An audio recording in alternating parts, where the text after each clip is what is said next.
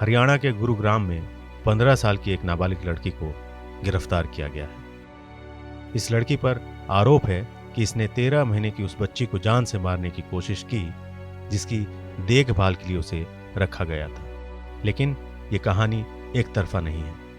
इस कहानी के कई पहलू हैं। चलिए शुरू से शुरू करता हूं। नमस्कार, आप सुन रहे हैं TV9 पॉडकास्ट और मैं हूं आपके साथ आसिफ खान। आज से 13 महीने पहले गुरुग्राम के सेक्टर 56 में रहने वाले निखिल और जसमीत के घर एक प्यारी सी बेटी ने जन्म लिया। महीने भर पहले ही उसका पहला जन्मदिन मनाया गया। निखिल एक रियल एस्टेट कंपनी में काम करते हैं और जसमीत सॉफ्टवेयर इंजीनियर हैं। दोनों वर्किंग, इसलिए बच्ची की देखभाल के लिए उन्होंने लगभग 3 महीने पहले एक लड़की मीना को काम पर रखा। मीना उसका असली नाम नहीं है और सिर्फ कहानी को समझाने के लिहाज से इस्तेमाल किया गया है। मीना को निखिल और जसमीत से उनके यहाँ खाना बनाने वाली दीदी ने मिलवाया था। बच्ची की देखभाल के लिए वो मीना को महीने के 9,000 रुपये देते थे। 15 साल की मीना की ये पहली नौकरी थी। उसके आने से निखिल और जसमीत को थोड़ा आराम हो गया था। मीना ही बच्ची को खिलाती, उसे सुलाती।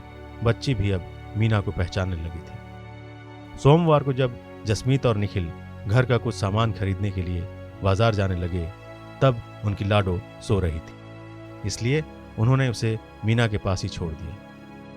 इसके बाद उनकी बिटिया के साथ जो होने वाला था, उसकी जसमीत और निखिल ने कल्पना भी नहीं की होगी। बाजार से लगभग 1 घंटे बाद जब वो दोनों घर लौटे तो बच्ची जोर जोर से रो रही थी। जसमीत ने बच्ची को सीने से चिपकाया और चुप कराने की कोशिश करती रही, लेकिन अब घंटे भर से ज्यादा हो गया था। वो चुप होने का नाम ही नहीं ले रही थी। घबराए हुए निखिल और जसमीत उसे लेकर अस्पताल भागे। डॉक्टर ने घंटों बच्ची का चेकअप किया और फिर जो बताया उसने निखिल और जसमीत के होश उड़ा दिए। डॉक्टर ने बताया कि उनकी बच्ची की पसली में 4 फ्रैक्चर हैं। नन्ही सी मासूम की किडनी, लीवर और दूसरे अंदरूनी अंगों में गंभीर चोटें हैं। उसकी हालत बेहद खराब है और बच्चे की जिंदगी को बचाने के लिए उसे लाइफ सपोर्ट सिस्टम पर रखा है। डॉक्टर के ये शब्द सुनकर जसमीत और निखिल सुन्न पड़ गए थे। समझ नहीं आ रहा था कि आखिर 1 घंटे में उनकी फूल सी नाजुक बच्ची के साथ ऐसा क्या हुआ जो डॉक्टरों ने उसे वेंटिलेटर पर रख दिया। उनकी हंसती खिलती दुनिया पर ये किसकी नजर लग गई। बेडरूम को छोड़कर निखिल और जसमीत के घर के लगभग हर हिस्से में CCTV कैमरे लगे। जब वो बाजार गए तब उनकी बच्ची और मीना उसी बेडरूम में थी। निखिल ने सच जानने के लिए पुलिस में मीना के खिलाफ शिकायत दर्ज की। पुलिस से पूछताछ के दौरान मीना ने बताया कि जिस समय वो दोनों बाजार में थे उस दौरान बच्ची गलती से गिर गई थी और उसने रोना शुरू कर दिया था। उसे चुप कराने के लिए उसने बहुत कोशिश की, लेकिन जब वो चुप नहीं हुई तो उसने बच्ची को पटक दिया, उसे लात घूंसों से मारा भी। पुलिस ने मीना को फरीदाबाद के एक ऑब्जर्वेशन होम में भेज दिया है। इस मामले में पीड़िता बच्ची के माता पिता पर भी जुवेनाइल जस्टिस एक्ट के तहत मामला दर्ज किया गया है, जिन्होंने एक नाबालिग बच्ची को केयर टेकर के तौर पर रखा हुआ था। ये पूरी तरह से गैर कानूनी है। इस कहानी का एक पहलू जरूर यह है कि निखिल और जसमीत ने जिस केयर टेकर पर भरोसा कर अपनी बच्ची को उनके पास छोड़ा, उस केयर टेकर ने उनकी मासूम सी बच्ची को वेंटिलेटर तक पहुंचा दिया। उस लड़की ने उस नन्ही से जान के साथ जो किया वो बिना किसी अगर मगर के गलत है, गुनाह है, अपराध है। लेकिन एक पहलू ये भी कि जो बच्ची उस माँ बाप की पूरी दुनिया है, जो उस माँ बाप का सब कुछ है, जिसके कल को बेहतर बनाने के लिए वो दोनों दिन रात मेहनत कर रहे हैं, उन्होंने कैसे अपने जिगर के टुकड़े की जिम्मेदारी एक नाबालिग को दे दी। कैसे अपनी 13 महीने की मासूम बच्ची की देखरेख उन्होंने एक 15 साल की लड़की के हाथों में सौंप दी। क्यों अपनी बच्ची के लिए निखिल और जसमीत ने किसी ट्रेंड आया की जगह उस नाबालिग लड़की को चुना, जिसने इससे पहले कभी ये काम नहीं किया? क्या महज कुछ पैसों को बचाने के लिए? क्या उन दोनों ने थोड़ी सी सहूलियत और थोड़े से पैसे को बचाने के लिए जो किया वो अपराध नहीं है?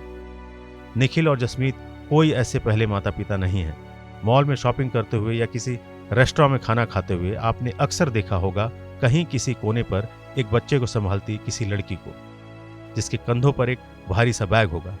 इस बैग में उस बच्चे की जरूरत की सभी चीजें होंगी। वो लड़की कभी ये बैग को संभालती, कभी गोद में उस मासूम बच्चे के मुंह पर लगे निप्पल को, कभी खिलौना दिखाकर उसे हंसाने की कोशिश करती, तो कभी कुछ गुनगुना कर उसे सुलाती।